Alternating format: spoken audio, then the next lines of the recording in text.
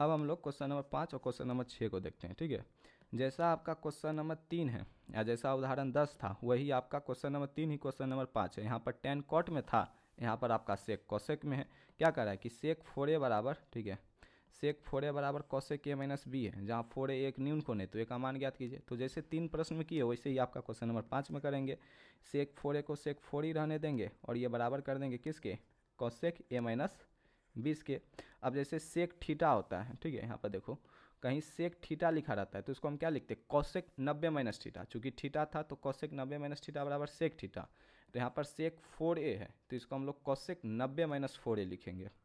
Cosec 90 minus theta तो sec theta, तो cosec 90 minus 4a सेक 4a। तो जहाँ सेक 4a था इसको हम क्या लिख सकते हैं, कॉसेक 90 डिग्री माइनस 4a लिख सकते हैं। ठीक है, कोई दिक्कत वाली बात नहीं है। और ये बराबर हो जाएगा कॉसेक a माइनस 20 के।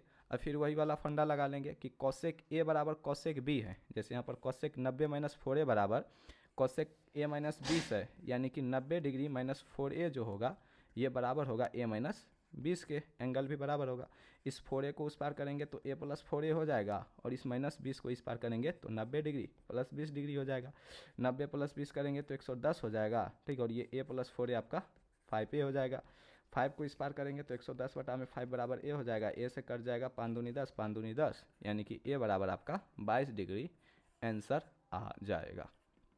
ठीक है, इस तरीके से आपका 5 भी कंप्लीट हो गया। जैसा 3 था वैसा ही 5 था, इसमें कुछ विशेष था ही नहीं। ठीक है, क्वेश्चन विशेष है प्रश्नावली 8.3 का 6, सबसे महत्वपूर्ण क्वेश्चन। ठीक है, और आने की इसकी काफ़ी ज़्यादा संभावना रहती है। ठीक है, क्वेश्चन नंबर 6 में कह रहा है कि यदि ए बी सी किसी त्रिभुज के अंतःकोण है तो दिखाइए कि sine B plus C by two बराबर कॉस ए बाय 2 है। ठीक है, तो इसको हम लोग आराम से करते हैं। पहले एक पेज ले लेते हैं इसको करने के लिए। कह रहा है कि ए बी सी किसी त्रिभुज ए बी सी जो है त्रिभुज ए बी सी के अंतःकोण है, तो हमको दिखाना है कि B sine B plus C by two, यानी कि साइन के साथ B plus C by two angle ये कॉस ए बाई टू के बराबर होगा। तो इसके लिए हम करते हैं क्या कि एक त्रिभुज पहले बना लेते हैं। ठीक है, एक त्रिभुज ए बी सी बना लेते हैं, ए बी सी बना लेते हैं। अब इसमें हम करेंगे क्या कि कोई त्रिभुज है, आप लोग जानते हैं कि त्रिभुज के तीनों कोनों का योग क्या होता है, 180 डिग्री होता है। इसी का इस्तेमाल करते हुए इस चीज़ को हम लोग क्या करेंगे, प्रूव करेंगे। यहाँ पर लिखेंगे हम जानते हैं कि त्रिभुज के तीनों कोनों का योग क्या होगा, 180 डिग्री होगा। तो पहले लिख लेना कि हम जानते हैं कि त्रिभुज के तीनों कोनों का योग, ठीक है, त्रिभुज के तीनों कोनों का योग, तो त्रिभुज के तीनों कोनों का योग कितना होता है, 180 डिग्री होता है। अब बताओ ए बी सी त्रिभुज के तीन कोण कौन है, एक एंगल ए है, क्योंकि जो नाम रहता है वही एंगल पर जाता है। तो यहाँ पर ए है तो ये एंगल ए हो जाएगा, ये बी है तो ये एंगल बी हो जाएगा, ये सी है तो ये एंगल सी हो जाएगा।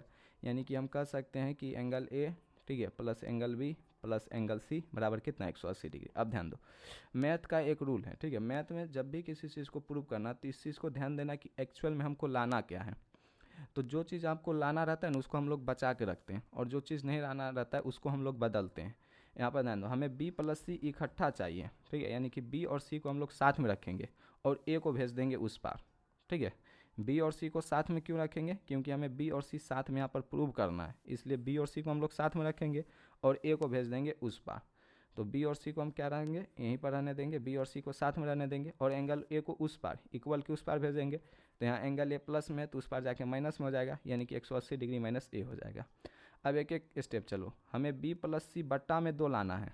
तो b प्लस सी तो आ गया लेकिन बट्टा में 2 नहीं आया, तो हम क्या करते हैं, समीकरण में भाग दे देते हैं। इसको समीकरण 1 कर दो और दोनों तरफ 2 से भाग दे दो। ठीक है, b प्लस सी रहने दो, बटा कर दो 2 बराबर 180 डिग्री माइनस a बटा में 2।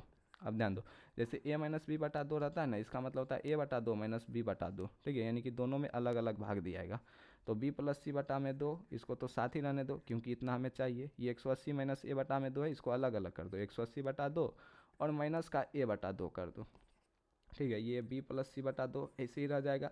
180 बटा 2 करेंगे तो 2 से 180 कट जाएगा 90 डिग्री और माइनस में आ जाएगा a बटा 2।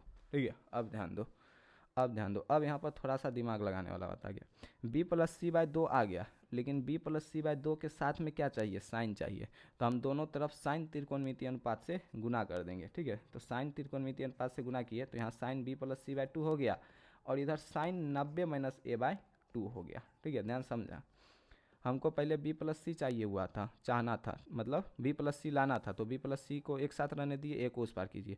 उसके बटा में 2 चाहिए था तो दोनों साइड 2 से भाग दी। दोनों साइड 2 से भाग क्यों दिए, क्या कि 2 से 2 कैंसिल हो जाएगा, तो मेरा जो मूल इक्वेशन था उस पर कोई प्रभाव नहीं पड़ेगा। मैथ में यही चीज़ किया जाता है, अगर आप इधर 2 से भाग देते हैं तो बैलेंस बनाने के लिए इधर भी 2 से भाग देना है, ठीक है। तो यही मैथ का रूल है, यही बेसिक है। यहीं पर कोई बच्चा गलती कर देता है कि इधर 2 से भाग किए इधर नहीं किए, नहीं, इधर 2 से अगर कुछ हम एक्स्ट्रा भाग करें तो इधर भी 2 से भाग करेंगे, इधर किसी चीज़ से गुना कर रहे हैं तो इक्वल उस पर भी उसी चीज़ से गुना करेंगे।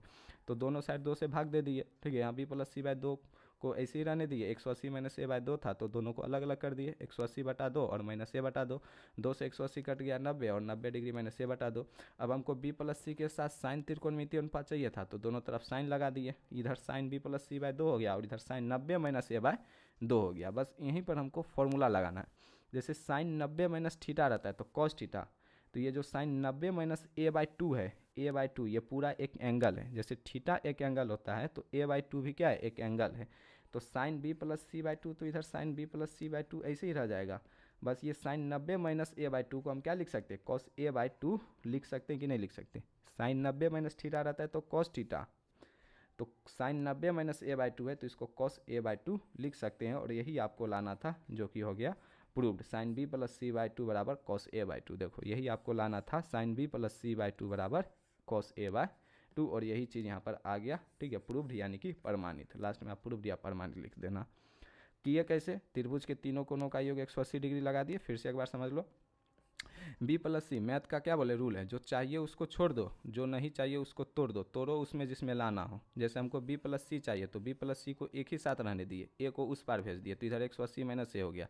अब बी प्लस सी के बटा में 2 चाहिए तो दोनों तरफ 2 से भाग दे दिए, ठीक है। तो बी प्लस सी बाई 2 हो गया और इधर 180 डिग्री माइनस ए बाई 2 हो गया। जैसे ए माइनस बी ओवरऑल 2 रहता है, इसका मतलब 2 ए को भी भाग देगा बी को भी भाग देगा, ए बाई 2 माइनस बी बाई 2। तो 180 डिग्री माइनस ए बाई 2 को अलग अलग कर दिए, 180 बटा 2 माइनस ए बटा 2, 2 से 180 कट गया 90 बार में, तो इधर बी प्लस सी बाई 2 बराबर 90 डिग्री माइनस ए बाई 2 हो गया। दोनों तरफ साइन त्रिकोणमितीय अनुपात लगा दिए तो इधर sine B plus C by 2 हो गया, इधर sine 90 degree minus A by 2 हो गया। इसको फॉर्मूला पे फिट कर दिए, साइन 90 माइनस थीटा के, sine 90 minus theta cos theta होता है तो sine 90 minus A by 2 cos A by 2 हो गया। तो sine B plus C by 2 बराबर आपका कॉस ए बाई 2 आ गया। यही हो गया आपका प्रूव्ड। तो आपका प्रश्न संख्या 6 भी क्या हो गया, कंप्लीट हो गया। अब हम देखेंगे प्रश्न संख्या 8।